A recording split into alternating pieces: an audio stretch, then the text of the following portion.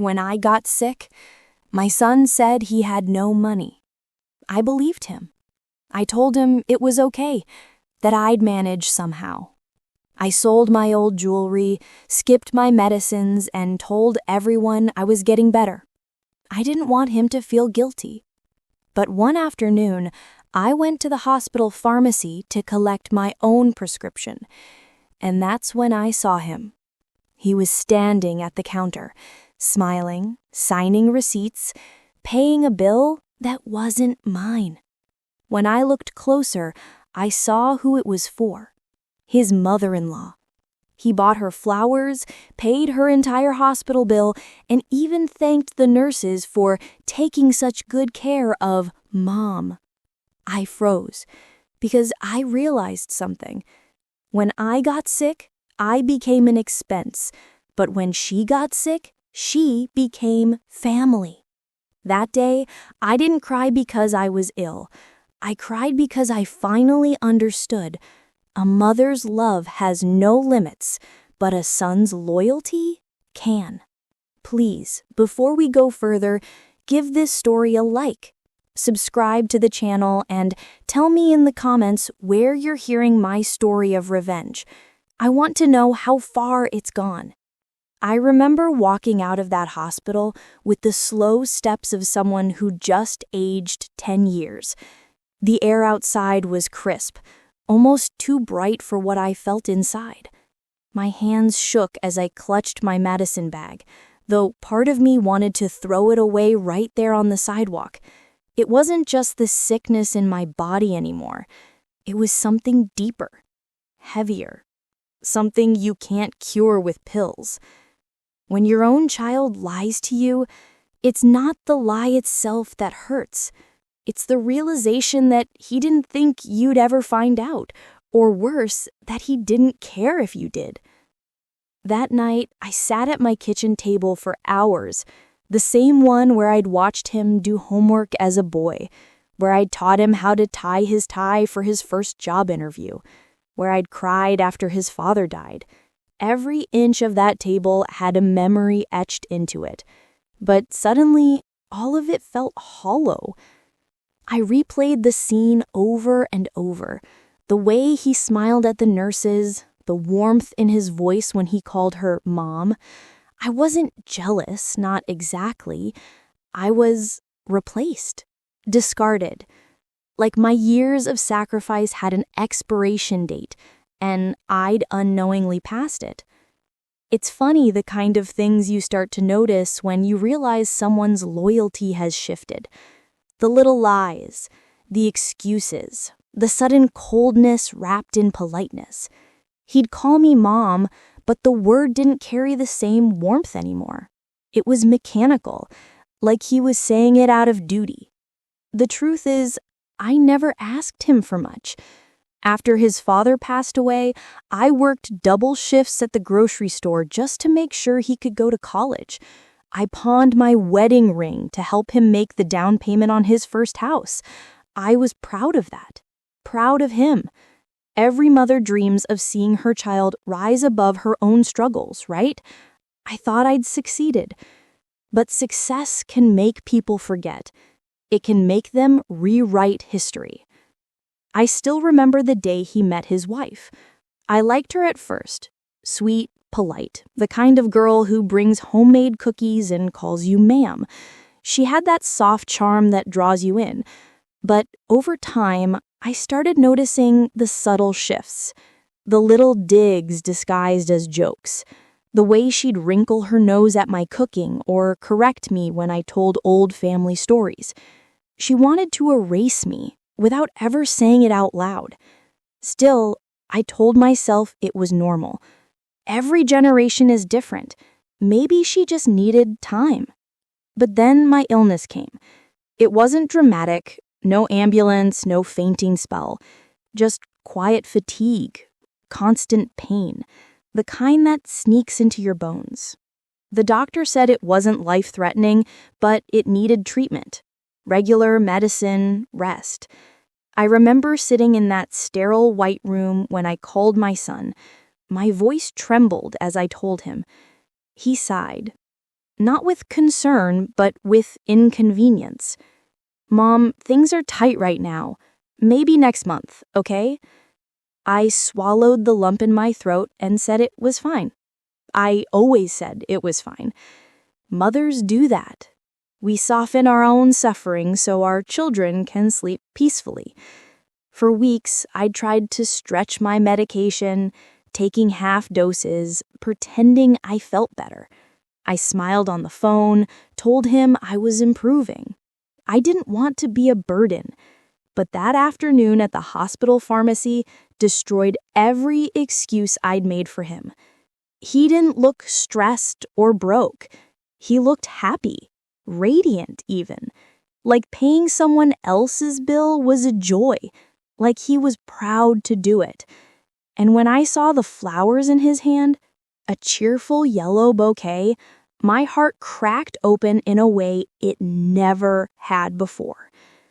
I went home that night and opened my drawer. Inside was a small velvet pouch, the one that once held my wedding ring, empty now, except for a few crumpled receipts from the pawn shop. I stared at them until my tears blurred the ink. That's what my love had turned into: old paper, faded promises, and silence. Days passed. I didn't call him. He didn't call me. I think deep down he was relieved. But pain, when left to settle, doesn't fade. It ferments.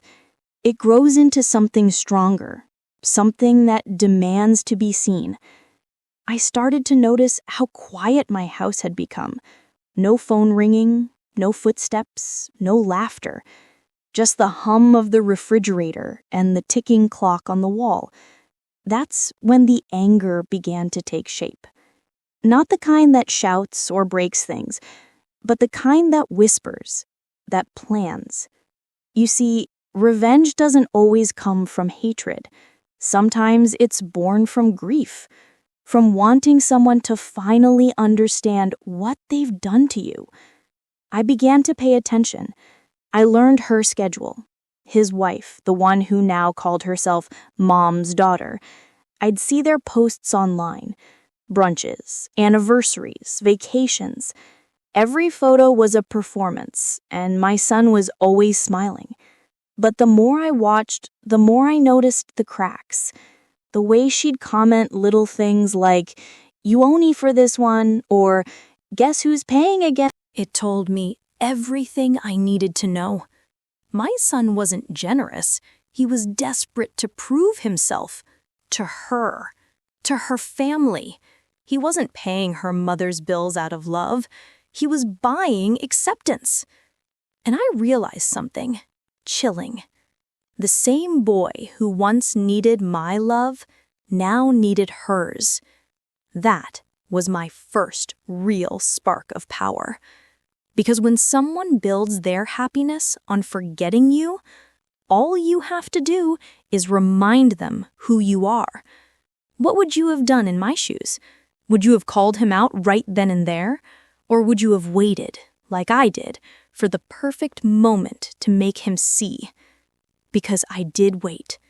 I waited with the patience only a mother can have. And the opportunity came sooner than I expected. The opportunity came sooner than I expected. It started with a phone call one Saturday morning.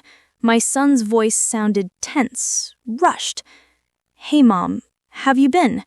he asked, the kind of question people use to buy time before asking for something else. I smiled into the receiver, even though he couldn't see it. "I'm fine, sweetheart. How are you?" He hesitated. "We're okay. Listen, we're hosting a small dinner for Emily's parents next week. They're coming into town, and Emily thought it'd be nice if you could come too." I froze for a second. My first thought was, why now? But my second thought, the one that whispered in the back of my mind, was perfect. I said, "Of course. I'd love to meet them properly." He seemed surprised, maybe even relieved. "Great. Yeah, it's been a while, huh? I'll text you the details." When I hung up, I sat there in silence for a long time, staring out the kitchen window. The morning light spilled across my countertop, turning the dust into tiny flecks of gold, and for the first time in months, I didn't feel invisible. You see, revenge doesn't always announce itself with fury. Sometimes it begins as a calm, the kind of calm that feels like the air before a storm, quiet, still, but electric underneath. All week I prepared myself. I didn't want to show up bitter or broken. I wanted to show up radiant, collected, the kind of woman who carries her pain like pearls, something beautiful but earned. I ironed my best dress, polished my shoes, and even pulled my hair back the way I used to when I worked in the office years ago. I wanted them to see that I wasn't some forgotten relic of my son's past. I was the foundation he'd built his entire life on. When the night came, I took a cab to their house. It was bigger than I remembered. White walls, manicured lawn, the kind of place that tells the world, we've made it. But what they didn't realize was that I'd already seen what it cost them to make it. My son opened the door with that polite, slightly forced smile he reserved for formal occasions. "Mom, you look great." I smiled. "Thank you, dear. You too." His wife, Emily, came gliding down the hallway in a sleek black dress. She kissed my cheek, air kisses, no warmth, and ushered me inside. "I'm so glad you could make it. We were just about to sit down." The dining table was set like something out of a magazine. Candles, silverware, expensive wine. Her parents were already seated, both with the confident posture of people who'd never had to wonder where their next meal was coming from. "Mom, Dad, this is my mother," Emily said, gesturing to me. "She's the one who raised this amazing man." There was a polite round of laughter, but I could see it. That faint glimmer of judgment in her mother's eyes. A quick glance up and down, measuring me against her own silent standards. I'd seen that look before. Dinner started off pleasantly enough. Polite small talk, light jokes, but I watched. I listened. And it didn't take long to notice how every compliment directed at my son was really a compliment to them. "Ever since he married into the family," Emily's father said with a proud grin, "he's really come into his own. Such a responsible young man now." "Oh, yes," her mother added, smiling at Emily. "He's been such a blessing to us. I don't know what we'd do without him." I sipped my wine and kept quiet, but inside, each word felt like tiny blades. My son just sat there, nodding, smiling. He didn't correct them, didn't say, "Actually, my mom raised me to be that way." He just basked in it, like their approval was oxygen. Halfway through dinner, Emily excused herself to check on dessert, and my son followed her into the kitchen. Their voices drifted faintly down the hall, low, but not low enough. "She's fine," Emily whispered. "Just be polite, you know how she gets." I know. I just don't want her to think..." "To think what? That we owe her something? She's lucky we invited her at all." The words hit me like a slap. I stared at my plate, forcing my expression to stay still. The candlelight flickered, casting little shadows that danced across my hands. For a moment, I considered walking out, just leaving, quietly, without a scene. But then, I thought about that day at the hospital, about the flowers, about the word mom leaving his mouth for someone else. No, I wasn't leaving. Not yet. When they came back, the conversation shifted to family. Her father mentioned that they were planning to sell their business soon and were looking for someone to handle some of the financial paperwork. He said, "We've had some issues with the lawyer we used last time. You wouldn't happen to know anyone trustworthy, would you?" My son jumped in eagerly. "Actually, Mom used to work with contracts at her old job, remember?" I blinked, caught off guard. "I did, yes. It's been a while, though." Her father smiled. Really? Well, maybe you could take a look at a few things for us sometime. We could use an extra pair of eyes.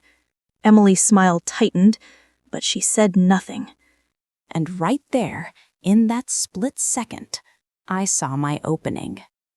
I agreed, of course. I'd be happy to help, I said. The dinner ended smoothly after that. Polite goodbyes, promises to keep in touch. But as I rode home, I couldn't stop thinking about the look on Emily's face when her father offered me that little sliver of trust. She didn't like it, and I intended to use that. Over the next few weeks, I kept in touch with her parents. They were genuinely kind to me, not warm, but polite. They'd invite me over occasionally to go through some documents, talk about minor business matters, sip tea in their over-decorated living room. I'd sit there quietly, offering advice, listening more than I spoke, and slowly they began to confide in me. I learned that Emily's father was preparing to retire, and my son was next in line to manage a small portion of their business accounts. They were impressed with his reliability, his financial sense. The irony was almost too much to bear, because I knew exactly how unreliable he could be when it came to loyalty. Still, I played my part, smiled, listened, helped. I wasn't trying to hurt anyone yet, not physically, not financially, not at that stage. My goal was simpler, to remind my son and his wife that I wasn't the forgettable old woman they thought I was. That's how revenge begins sometimes, not with destruction, but with presence, with taking up space where you were once erased. It started to work. Emily grew restless. She'd mention me casually in conversation, but her tone was always sharp. "My parents seem to think you're just wonderful," she said one afternoon when she called. "They said you gave them some great advice. I guess you've got plenty of free time now, huh?" I smiled at the bitterness in her voice. "I suppose I do." "Right. Well, just don't get too involved. My dad likes to overextend people." "I'll keep that in mind," I said. When I hung up, I laughed softly to myself, a sound I hadn't heard in months, because I could feel it now. The tide was shifting. My son didn't call to check on me anymore, but I didn't need him to. He was starting to feel the discomfort of my silence, of my quiet, steady presence where he least expected it. And soon, that discomfort would grow into something much bigger. It's funny how power doesn't always come from money or status. Sometimes it comes from simply being underestimated. That's what Emily and my son did. They underestimated me. They thought I was soft, naive, and out of the picture. But while they were busy playing house, I was learning, observing, letting the pieces fall into place exactly where I needed them. The next few months passed like a slow burn. I kept working with Emily's parents, quietly helping them review contracts, tidying up old files, even digitizing some of their paperwork. They trusted me completely, and why wouldn't they? I was polite, professional, and always careful never to overstep. But one day, during tea, Emily's father mentioned something that made my heart still. "We've been thinking of moving some assets around," he said, stirring sugar into his cup. "You know, retirement planning. We might transfer some shares to Emily and your son soon just to make things easier later." "Oh," I said, calmly, though my pulse quickened. "That's wonderful news." He smiled. "They've both been doing so well together, we want to make sure they're secure." I nodded, but inside something shifted. Secure. The word echoed like a warning.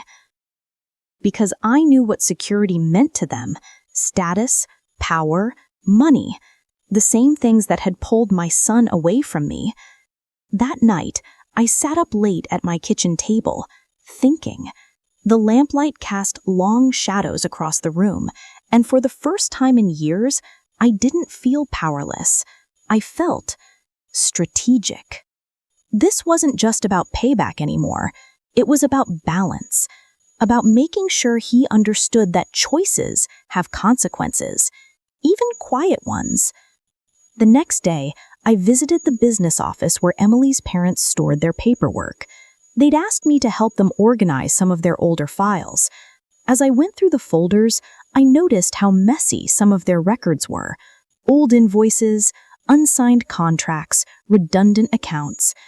It would have been easy to exploit, but that wasn't what I wanted. I didn't want to destroy them. I wanted to reveal the truth about my son.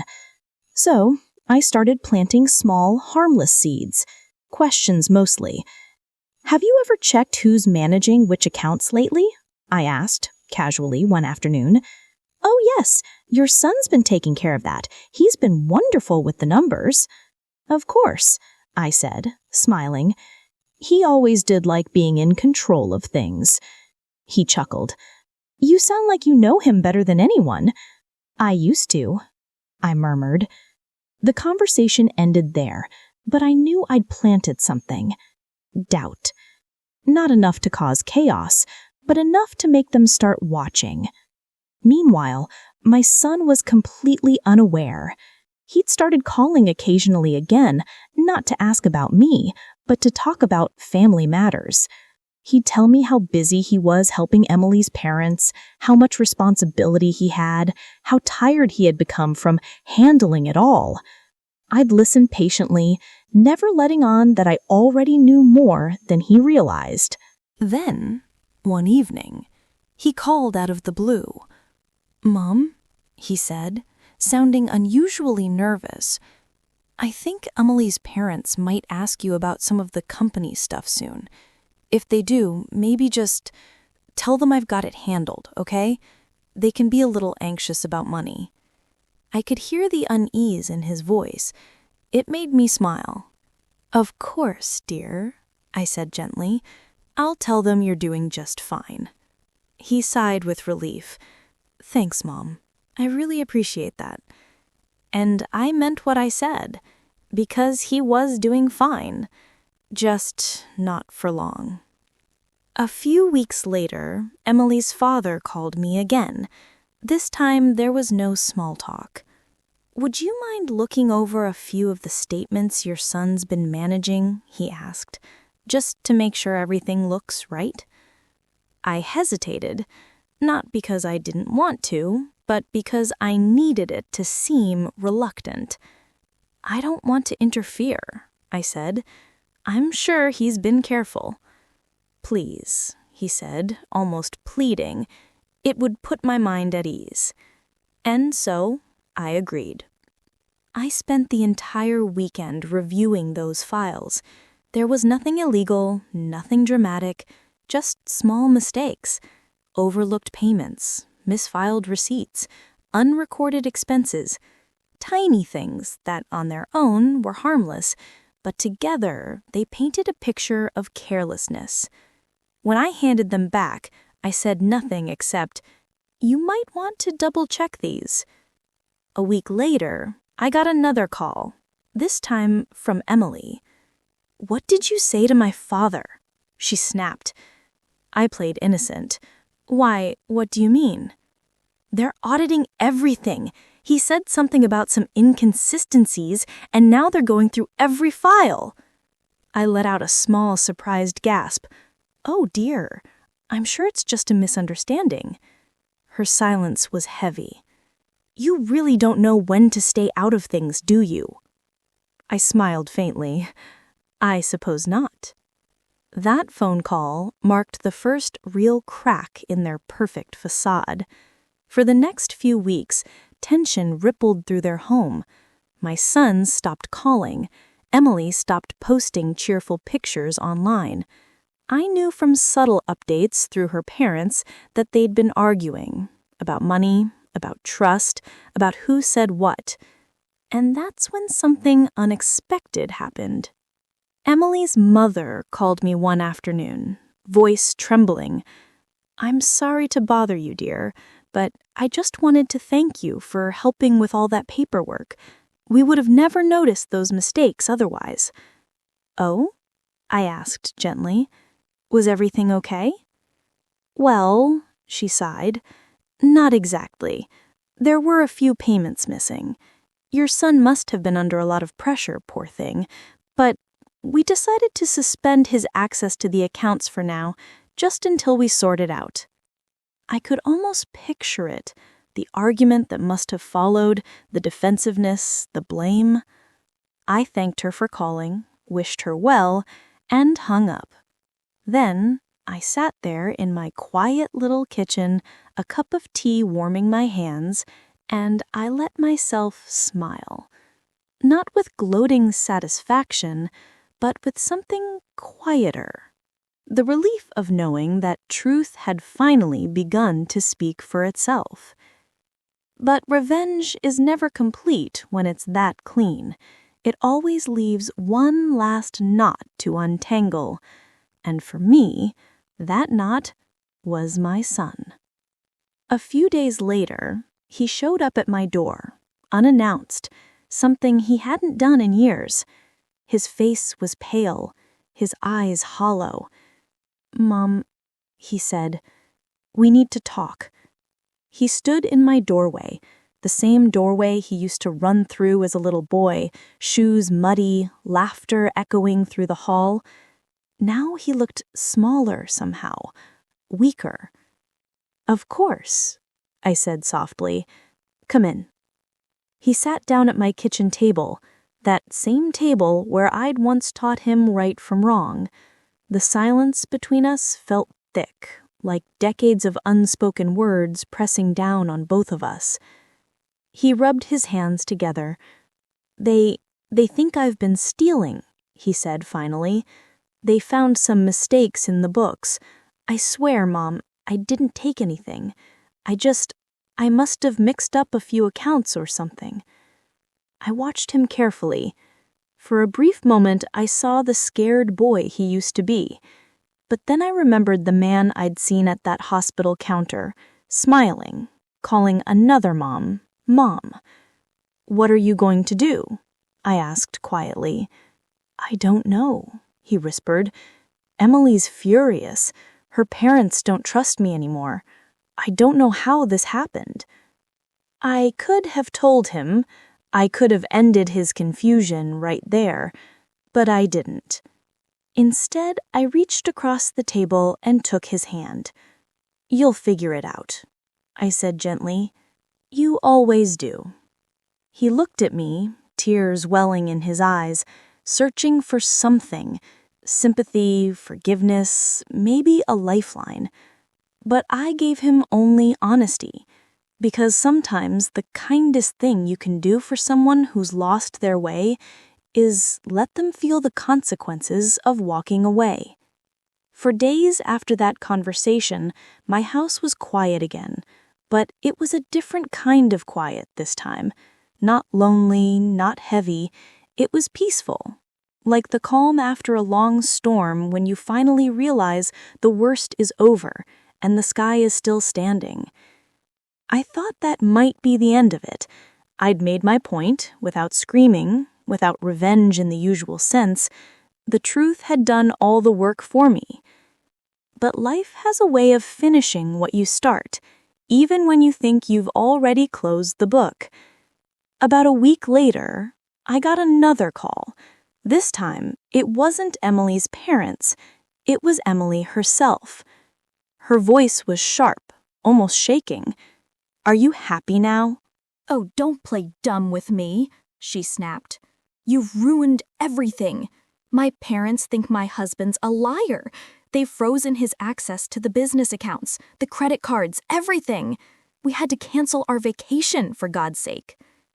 "I'm sorry to hear that," I said evenly. "I am sure things will work out." She laughed bitterly. "Of course you'd say that. You've been waiting for this, haven't you? To make him suffer. To make me suffer?" Her anger didn't hurt me. It confirmed what I already knew. The cracks had turned into fractures, and now they were trying to find someone to blame. "Emily," I said softly, "I never wanted anyone to suffer. I just wanted honesty." Honesty? She repeated, incredulous. You think this is about honesty? You're just jealous because my parents love him more than you ever could. And with that, she hung up. For a few seconds, I just stood there in the kitchen, listening to the hum of the refrigerator and the ticking of the clock. Then, for the first time in a long while, I laughed. Not out of cruelty, but out of disbelief. Because if she really believed love could be measured in money and attention, then she'd never understand the kind of love that built a person's entire world from nothing. Still, I knew this wasn't over. Her pride wouldn't let it be. And I was right. 2 days later, my son showed up again, this time unshaven, exhausted, wearing the same clothes I'd seen him in the week before. He didn't even knock properly, just tapped once and walked in like a ghost who'd forgotten where he belonged. "Mom," he said hoarsely, "I think she's going to leave me." I looked at him, this grown man trembling like a boy caught in the rain. "Why do you think that?" "She's been distant for weeks. Ever since her parents started the audit, she's been cold. Last night she said she can't be married to someone who embarrassed the family." His voice broke. "Mom, I swear I didn't do anything wrong." I could hear the panic in his words, the desperation. He wanted comfort, forgiveness, maybe even rescue. The kind of rescue I'd given him his whole life. But there comes a point when even a mother's hands have to let go. Not out of cruelty, but out of mercy. "Maybe," I said gently, "you should ask yourself why she's reacting that way. Does she love you? Or what you do for her?" He looked at me, eyes red. "You think I don't know that? I just wanted to make her happy, Mom. I wanted to prove I was good enough for them." I sighed. "You were always good enough. You just stopped believing it when you stopped seeing where you came from." He bowed his head, and for a long time neither of us spoke. I wanted to reach across the table, to tell him that no matter what he'd done, I still loved him. But I didn't. Not yet. Not while the wound was still raw. A few weeks went by after that. I heard bits and pieces from people around town, whispers of trouble. Emily had gone back to stay with her parents for a while. Her father had publicly stepped back from the company, citing internal discrepancies. My son had lost his position entirely. It should have felt triumphant, but it didn't. It felt inevitable. I didn't plan for him to lose everything. I just wanted him to see, to look at me, not as a wallet, not as a shadow of obligation, but as his mother, the woman who built him. But sometimes the lessons we give our children come with collateral damage. One evening, I got a knock on the door. I half expected it to be him again, maybe to argue, maybe to cry. But when I opened it, it was Emily. She looked different. Her perfect composure was gone. Her eyes were swollen from crying, her hands trembling slightly as she held her purse. "Can I come in?" she asked. I hesitated, then nodded. She sat at the table, staring at her hands. For a long time, she didn't speak. When she finally did, her voice was quiet. "I thought I understood what family was. My parents, they've always had control over money, over me, over him. I thought that's what love looked like." I said nothing, just listened. She looked up, eyes glistening. "He really didn't take the money, did he?" I met her gaze. "No, he didn't." She nodded slowly, as if she already knew. "They won't believe him. My father found some old errors and blew them out of proportion.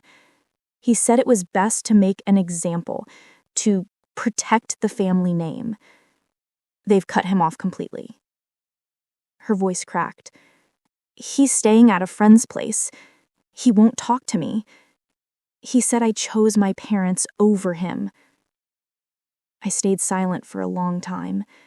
Then, quietly, I said, maybe now he'll understand how I felt.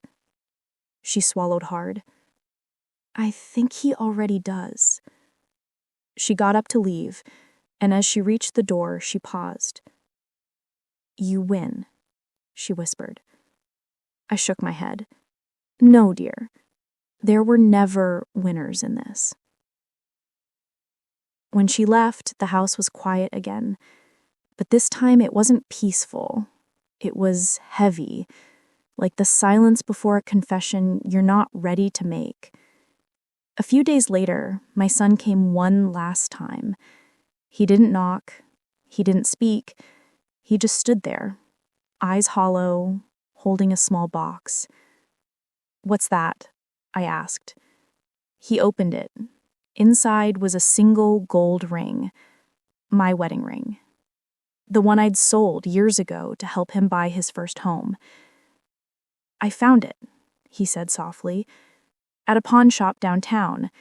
I recognized it from the engraving. He handed it to me. I bought it back. My throat tightened. I touched the band, smooth, warm from his hands. Why? I asked. Because I remembered what you gave up for me, he whispered, and I finally understand what it cost you. Tears blurred my vision. For a long time, I couldn't speak. When I finally did, my voice was barely a whisper. You didn't have to do this. He shook his head. No, Mom, I did. I lost everything trying to make other people love me. I forgot the only person who ever really did. The weight of his words broke something inside me. Not pain, but release. I stood and hugged him. For the first time in years, I felt his heartbeat against mine. Fragile, human, real.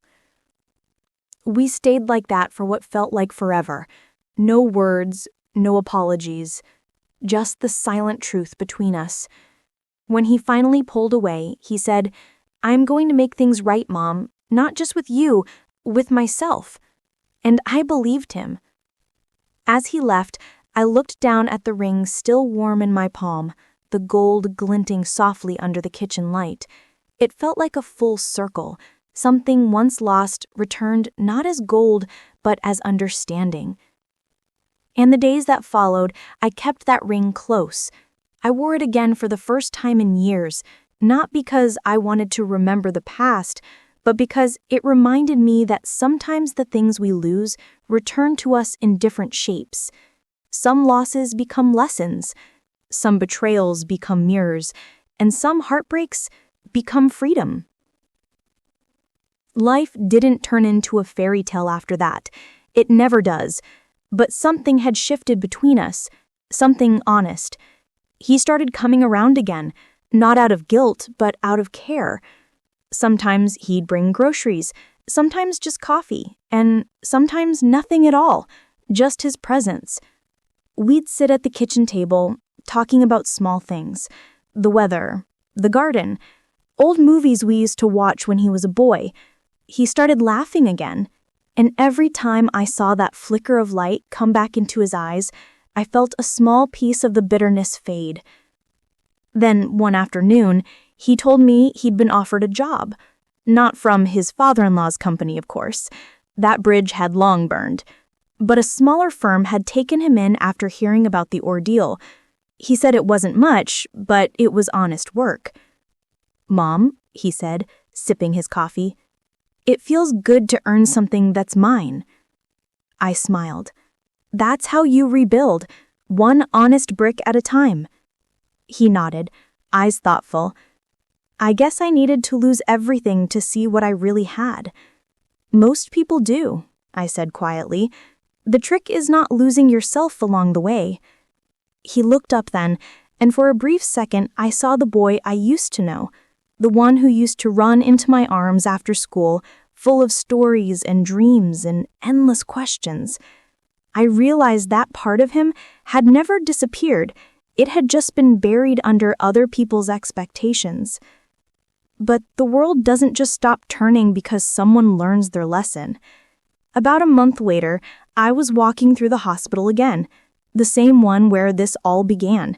My prescription refill had come due. The same white hallways, the same antiseptic smell. But this time, the weight in my chest was gone. I was walking with a steadier heart. As I stood in line at the pharmacy, I saw a familiar face ahead of me. It took me a moment to recognize her. Emily's mother. The same woman who once looked at me like I was invisible. Her hair was tied up, her designer purse replaced by something simpler. She looked older, paler, maybe tired from stress, maybe just worn out from the fallout of everything that had happened. When she turned and saw me, her eyes widened slightly. For a moment, I thought she might turn away, but instead, she stepped closer. "Mrs. Carter?" she said softly. "It's been a while." I smiled politely. "It has." There was a pause, the kind that stretches heavy with things left unsaid. Then, surprisingly, she said, "I wanted to thank you." I blinked. "Thank me?" "Yes," she swallowed, lowering her voice. "You showed my daughter something I couldn't, that money doesn't buy loyalty, that love isn't measured in receipts." Her voice trembled slightly. "I lost a lot too. Our business took a hit after the audit. My husband's been trying to repair his reputation, and, well, Emily's still figuring things out. But I see her differently now. I see myself differently." For a moment, I didn't know what to say. Life has a cruel sense of irony sometimes. The same woman who once looked down on me was now confessing the cost of her own pride. I gave a small nod. Life has a way of teaching lessons we didn't sign up for. She smiled faintly, almost sadly. "You're right. I hope your health is better." "It is," I said. "Thank you." And just like that, she turned and walked away, leaving me standing in the same hallway where my heart had once shattered. Except this time, there were no tears, just quiet closure. When I got home, I found my son sitting on the porch steps, looking out at the garden. He turned and smiled when he saw me. "You look good today, Mom." "I feel good." We sat together for a while, just watching the sun dip behind the trees. The air was cool, the light golden. It was one of those evenings that felt like forgiveness itself, soft, warm, unspoken. After a while, he said, "Do you ever regret what happened?" I thought about it, about the pain, the humiliation, the betrayal, about all the nights I lay awake wondering if I'd failed as a mother. "I don't regret the lesson," I said finally. "I regret that it had to hurt so much for us to learn it." He nodded, staring ahead. "I guess pain's the only teacher we really listen to." "Maybe, but it doesn't have to be permanent." He looked at me, eyes tired but clear. "I want to make things right, Mom. I can't change what I did, but I can be better now. For you. For myself." Then that's all the revenge I ever needed.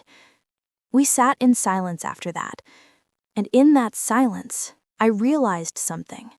True revenge isn't about watching someone suffer.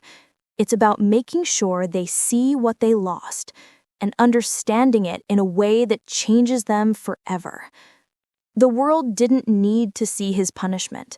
I didn't need to post it, prove it, or parade it. Life had already handled that part. My part was to rise quietly, with dignity, and to let the truth echo in the spaces they couldn't silence. And it did. Months later, I got a call from Emily again. Her tone was different, humble, almost hesitant. She told me she and my son were talking again, trying to rebuild. She said she finally realized how wrong she'd been. I didn't know what real love looked like, but I see it now. In him. In you. I told her people can change. Sometimes we just need to break first. After we hung up, I looked out the window, at the garden blooming after a long, hard winter. The tulips were pushing through the soil, bright and stubborn. And I thought, that's what life is. You go through seasons of cold, darkness, and pain. But if you survive them, something beautiful grows where the hurt once lived. And maybe that's what revenge really is. Not destruction, not payback, but survival. Quiet, graceful, undeniable survival. I looked down at my ring, still glinting softly in the light, the one he'd brought back. It wasn't about gold anymore. It was about memory, about love that endured the fire and came out stronger. You know, people always say a mother's love is unconditional, and maybe that's true. But what they don't tell you is that unconditional love doesn't mean unlimited forgiveness. Sometimes it means stepping back and letting the consequences speak for you. So if you're listening to this right now, and someone's made you feel like you were disposable, remember this. Love doesn't make you blind. It makes you brave enough to see clearly, even when it hurts. Would you have done the same in my shoes? Would you have waited for life to deliver its justice? Or would you have taken revenge yourself? Because me, I didn't need to lift a hand. The truth did it for me. And in the end, that was enough. Please give this a like, subscribe to the channel, and tell me in the comments where you're hearing my story of revenge. I want to know how far it's gone, and maybe, just maybe, whose heart it healed tonight.